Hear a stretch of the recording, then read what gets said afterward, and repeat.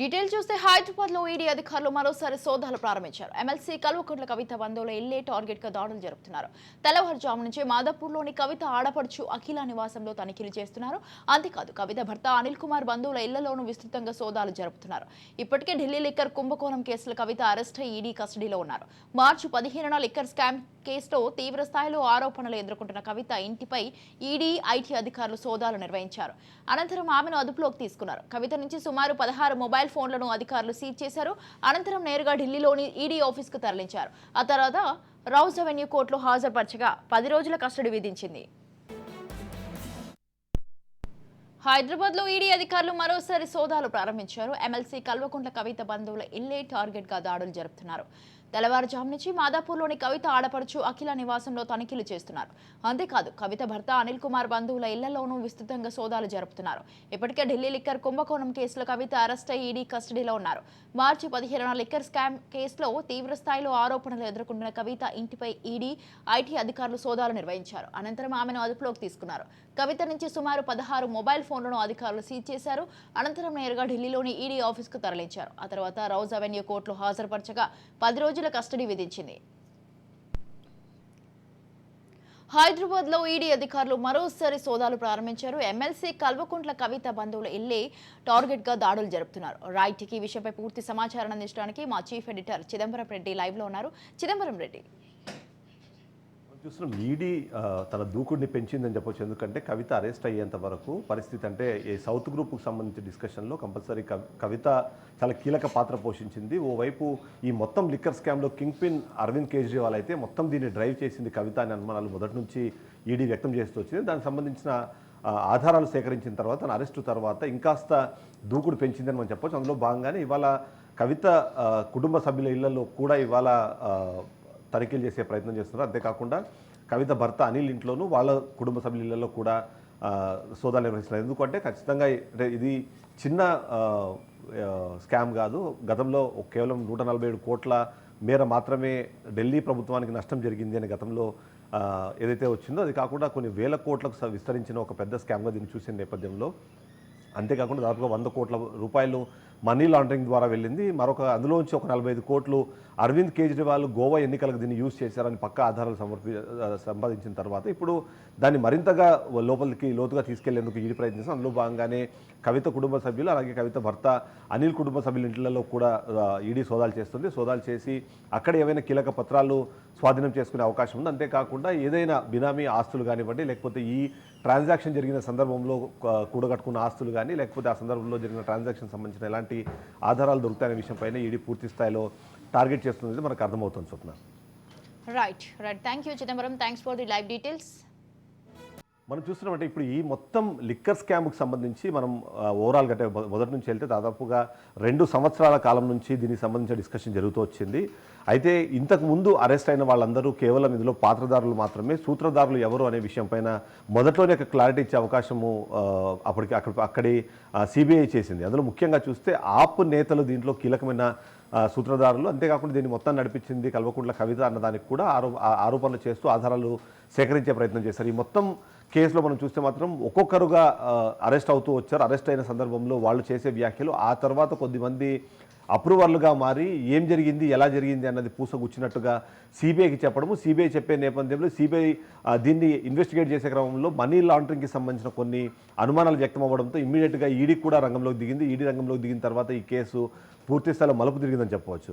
అందులో భాగంగా చూస్తే ఏవైతే కవిత అరెస్ట్ ముందు వరకు మాత్రం కేవలం ఇది ఒక అనుమానంగా ఉన్న నేపథ్యం నుంచి కల్వకుంట్ల కవితని అరెస్ట్ చేసే క్రమంలో 14 పేజీలు ఏదైతే ఇచ్చారో రిమాండ్ ఏదైతే అరెస్ట్ మెమో ఇచ్చారో అరెస్ట్ మెమోలో దాంట్లో చేసిన కొన్ని పాయింట్స్ ఇప్పుడు కల్వకుంట్ల కవితను అరెస్ట్ చేసిన తర్వాత డైరెక్ట్గా అరవింద్ కేజ్రీవాల్ని టార్గెట్ చేసి అరవింద్ కేజ్రీవాల్ని కూడా ఇప్పుడు అదుపులోకి తీసుకునే పరిస్థితి ఉంది. అంతేకాకుండా యూజువల్లీ ఈడీ కానీ సిబిఐ కానీ ఒక డిఫరెంట్ ప్యాటర్న్ ఆఫ్ విచారణని చూస్తూ ఉంటుంది. ఎవరైనా సరే ఇద్దరు వ్యక్తులు ఒకే కేసుకు సంబంధించిన వ్యక్తులు కస్టడీలో ఉంటే ఒకరు తెలియకుండా ఒకరికి సేమ్ క్వశ్చన్స్ అడిగి వాళ్ళు ఎలాంటి సమాధానాలు చెబుతున్నారు అన్నదాన్ని ఫస్ట్ నోట్ చేస్తారు. ఆ తర్వాత ఏదైతే డిఫరెన్స్ ఇస్తున్నాయో ఆ డిఫరెన్స్ మీద మళ్ళీ వాళ్ళని స్ట్రాంగ్గా కౌంటర్ చేస్తారు. ఇవి కాకుండా వాళ్ళ దగ్గర ఉన్న ఆధారాలని ఒక్కొక్క దాన్ని చూపించి మరీ ప్రశ్నలు అడుగుతూ ఉంటారు.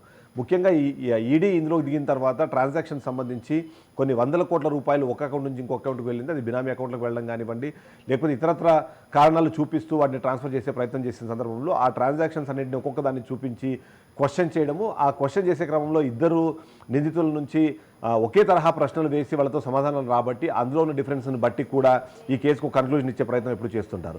ఇప్పుడు కూడా అలాంటి ఒక ప్రయత్నమే జరుగుతుందని మనం చెప్పొచ్చు. అంతేకాకుండా అరవింద్ కేజ్రీవాల్ అరెస్ట్ అయిన తర్వాత దేశవ్యాప్తంగా దీన్ని సీరియస్నెస్ అన్నది మరొకసారి బయటపడిందని చెప్పొచ్చు. ఎందుకంటే ఒక ముఖ్యమంత్రిగా ఉన్న వ్యక్తిని అరెస్ట్ చేయాలంటే ఈడీ కానివ్వండి, సిబిఐ కానివ్వండి అంత ఈజీగా చేయదు.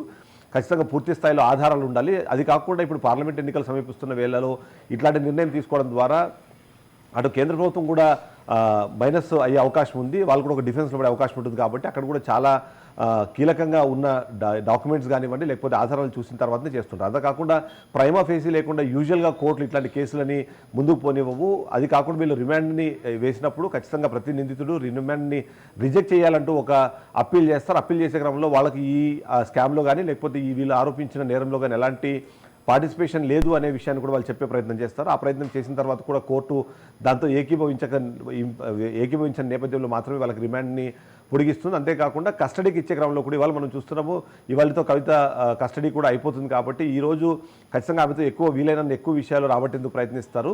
అవసరమైతే మరొకసారి కస్టడీ పిటిషన్ని వేసి కస్టడీని పొడిగించాలని కూడా కోరుతారు. ఎందుకంటే ఇప్పటివరకు ఆమె ఎంత సహకరించే క్రమంలో తన రెస్పాన్స్ ఎలా ఉంది అన్న విషయాన్ని కూడా కోర్టుకి ఈడీ అధికారులు, సిబిఐ అధికారులు వెల్లడించిన తర్వాత అవసరమైతే మరికొద్దిగా కస్టడీని పొడిగించాలని కూడా వాళ్ళు రిక్వెస్ట్ చేసే అవకాశం ఉంది.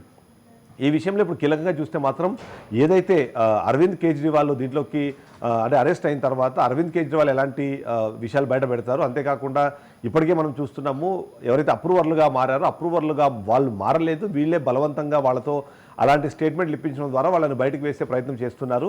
వాళ్ళకి ఆశ చూపించి ఇలాంటి స్టేట్మెంట్లు ఇప్పిస్తున్నారు. ఆ స్టేట్మెంట్ల ద్వారానే మమ్మల్ని కన్విక్ట్ చేసే ప్రయత్నం చేస్తున్నారు. అంతేకాని ఎక్కడ ఎలాంటి ఆధారాలు దొరకలేదు. కేవలం ఓరల్ స్టేట్మెంట్స్ అన్న వాటిని కోర్టు పరిగణలోకి తీసుకోదు. కాబట్టి అలాంటి ఓరల్ స్టేట్మెంట్స్తోనే మమ్మల్ని కార్నర్ చేసే ప్రయత్నం చేస్తున్నారు. ముఖ్యంగా దీన్ని చూస్తే మాత్రం రాజకీయ కారణాలతోనే ఈ కేసును ఇంత సీరియస్గా తీసుకెళ్తున్నారు. ఈ సీరియస్గా తీసుకెళ్లే క్రమంలో అరవింద్ కేజ్రీవాల్ని ఓవైపు, మరోవైపు బీఆర్ఎస్ అధినేత కేసీఆర్ డైరెక్ట్గా కాకపోయినా తన కూతురు ద్వారా తెలంగాణ రాష్ట్రంలో కూడా ఇబ్బంది పెట్టే ప్రయత్నం జరిగింది. అది జరుగుతుందన్న విషయాన్ని రాజకీయంగా వీళ్ళు ప్రజల్లోకి తీసుకెళ్లే ప్రయత్నం చేస్తున్నారు. దీనికి తోడు మనం చూస్తున్నాము, ఈ అరెస్టు తర్వాత దేశవ్యాప్తంగా చాలా రెస్పాన్సెస్ వచ్చాయి. మొన్నటిదాకా స్పందించిన కేసీఆర్ నిన్న స్పందించారు.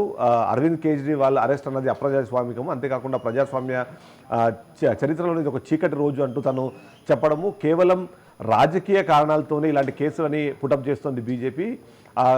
ఆ కేసుల ద్వారా వాళ్ళని భయపెట్టి రాజకీయంగా లబ్ధి పొందాలనే ప్రయత్నం చేస్తుందని కేసీఆర్ మాట్లాడు. అంతేకాకుండా అన్నా హజారే కూడా దీనిపైన రెస్పాండ్ అయిన పరిస్థితి మనం చూస్తున్నాం. ఎందుకంటే మొదటి నుంచి నేను కేజ్రీవాల్కి చెబుతూనే ఉన్నాను మద్యం జోలికి వెళ్ళొద్దు అని, కానీ ఏ పని అయితే నేను చేయొద్దు అన్నాను అదే పనిలో తను ఇవాళ అరెస్ట్ అవ్వడం అన్నది చాలా బాధాకరం అని చెప్పారు. ఎందుకంటే కొత్త పాలసీని తీసుకురావడం ద్వారా ఆ కొత్త పాలసీలో ఉన్న ఈ చిన్న చిన్న తప్పులు లేకపోతే అది జరిగిన దానివల్ల జరిగిన ఈ పెద్ద స్కామ్ ఏదైతే ఉందో దానివల్లనే ఆయన ఇవాళ ఇబ్బంది పడుతున్నారు. కాబట్టి మొదటి నుంచి ఒక సిద్ధాంతంతో ఆ పార్టీని స్థాపించారు. ఆ సిద్ధాంతంతో అలానే వెళ్ళుంటే బాగుండేది అనే విధంగా అన్నా హజారే కూడా స్పందించిన పరిస్థితి మనం చూస్తున్నాం. అంతేకాకుండా ఇప్పటికీ అరవింద్ కేజ్రీవాల్ వాళ్ళ భార్యని ఓవైపు రాహుల్ గాంధీ అలాగే మమతా కూడా పరామర్శించారు. ఆమెకి ధైర్యం చెప్పే ప్రయత్నం చేస్తారు. దేశవ్యాప్తంగా వాస్తవానికి చూస్తే మాత్రం బీజేపీ కాకుండా బీజేపీ వ్యతిరేక పార్టీలన్నీ కూడా అరవింద్ కేజ్రీవాల్ అరెస్టుకు సంబంధించి స్పందిస్తున్నాయి. దాన్ని రాజకీయ కోణంలో చూడాల్సిన అవసరం ఉందని చెప్పే ప్రయత్నం అయితే చేస్తున్నాయి. బట్ ఏదేమైనా సరే ఈడీ అండ్ సిబిఐ మాత్రం ఇది ఖచ్చితంగా జరిగిన స్కాము, కేవలం ఇది 100 కోట్లు అనుకుంటున్నారు, కాదు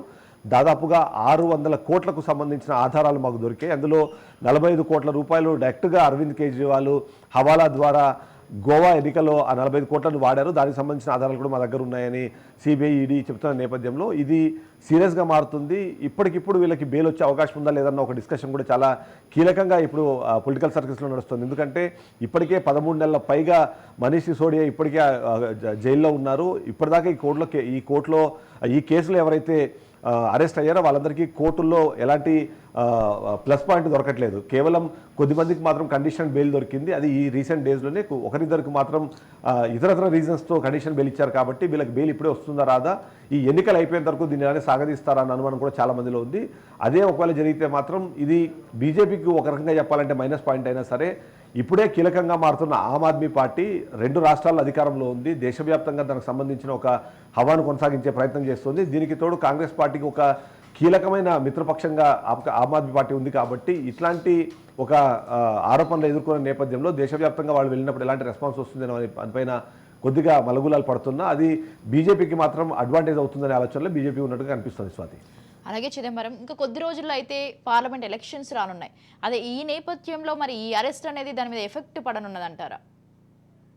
అంటే రెండు రకాలుగా విశ్లేషకులు ఎవరిని అడిగినా సరే వాళ్ళు చెప్తున్నది 2 పాయింట్స్ ఉన్నాయి. మొదటిది ఈ విధంగా అంటే ఎందుకంటే దేశవ్యాప్తంగా అవినీతి రహిత పాలన అందిస్తాము అన్నదే మోదీ మొదటి నుంచి చేస్తున్న ఒక నినాదం. దీనికి తోడు ఏదైతే ఇప్పుడు అవినీతి ఆరోపణలు ఎదుర్కొంటున్న ఆమ్ ఆద్మీ పార్టీ అన్నది అవినీతి వ్యతిరేక ఉద్యమంతోనే రాజకీయాల్లోకి వచ్చింది, దాని ద్వారానే రాజకీయ పట్టం తీసుకుంది. అంతేకాకుండా ఇప్పుడు ఢిల్లీలో 2 సార్లు గెలిచే సందర్భంలో కానివ్వండి, ఇప్పుడు పంజాబ్లో గెలిచే క్రమంలో కూడా అదే నినాదాన్ని తీసుకొని వాళ్ళు అక్కడ సక్సెస్ అయ్యారు. ఇవాళ చూస్తే ఎన్డీఏ అండ్ ఇండీ కూటమి ఏదైతే ఉందో ఈ రెండింటి మధ్య మాత్రమే పార్లమెంట్ ఎన్నికలు నడుస్తున్నాయి కాబట్టి ఇండీ కూటమిలో ఒక కీలకమైన పాత్రధారిగా మనము ఆమ్ ఆద్మీ పార్టీ చూడాలి. అంతేకాకుండా ఇప్పుడున్న 6 నేషనల్ పార్టీస్లో ఆమ్ ఆద్మీ పార్టీ కూడా ఒకటి. 2 రాష్ట్రాల్లో అధికారంలో ఉన్న మరొక పార్టీ మనం ఏదైనా అందంటే అది కేవలం ఆమ్ ఆద్మీ పార్టీ. కాబట్టి ఇలాంటి పార్టీ వాళ్ళకి ఏదైతే పేటెంట్ రైట్ లాగా లేకపోతే వాళ్ళకి ఎలక్షన్ క్యాంపెయిన్కి యూజ్ అయ్యే పదంలాగా ఉన్న అవినీతికి సంబంధించిన విషయాన్ని ఇప్పుడు వాళ్ళకే మరకగా అంటించేస్తే అది ఖచ్చితంగా ఎన్డీఏ కూటమికి లాభం చేకూరుస్తున్నది బీజేపీ పార్టీ భావిస్తున్నట్టుగా కనిపిస్తుంది. అంతేకాకుండా ఈ ఈడీ రైడ్లు ఇవన్నీ ఏవైతే ఉన్నాయో వీటికి సంబంధించి కక్షపూరిత రాజకీయాలు జరుగుతున్నాయి అన్నది ఎప్పటి నుంచో వినిపిస్తుంది కానీ బట్ దాన్ని ఎవరు పెద్దగా పట్టించుకునే పరిస్థితి మనకు కనిపిస్తుంది. ఎందుకంటే దాదాపుగా 3,000 అంటే గత 9 సంవత్సరాల్లో 3,000కు పైగా ఈడీ రైడ్లు జరిగాయి. ఆ ఈడీ రైడ్లు జరిగిన సందర్భంలో పట్టుబడిన అమౌంటే తప్ప ఎవరిని ఇప్పటివరకు కన్విక్ట్ చేయలేదు. యూజువల్లీ 7 సంవత్సరాలు కన్విక్ట్ అవ్వకపోయినా దానికి సంబంధించి ఫర్దర్గా ఏం మూవ్మెంట్ లేని సందర్భం మనం చూస్తున్నాం. కొద్దిమంది పార్టీలు మారి బీజేపీలోకి వచ్చేసారు, వాటిని కూడా ప్రజెంట్ చేసే ప్రయత్నము ఇండియా కూటమిలోకి సంబంధించిన నాయకులు చేస్తున్నారు. బట్ విశ్లేషకుల ప్రకారం చూస్తే మాత్రం ఈ సందర్భంలో ఇలాంటి ఒక యాక్ట్ తీసుకోవడం ద్వారా ప్రజల్లో ఎంతో కొంత ఆలోచించే పరిస్థితి క్రియేట్ అయితే మాత్రం 1-2% ఓటు దానివల్ల ఇన్ఫ్లుయెన్స్ అయ్యే అవకాశం అవుతుంది. బట్ అదే సందర్భంలో వాళ్ళు పాజిటివ్గా మార్చుకుంటే మాత్రం అది కొన్ని పార్టీల భవితవ్యాన్ని ప్రశ్నార్థకం చేసే అవకాశం ఉందన్నది అయితే ఖచ్చితంగా కనిపిస్తుంది. ఈ కారణం చేతనే బీజేపీ ఇంత పెద్ద స్టెప్ తీసుకుంటోంది. అంతేకాకుండా ఈడీ కానీ సిబిఐ కానీ దూకుడుగా వెళ్ళాలి అనుకున్నప్పుడు దానికి అప్రూవల్ ఇచ్చినట్టుగా మనకు కనిపిస్తుంది. Swathi. Right, thank you Chidambaram, thanks for the live updates.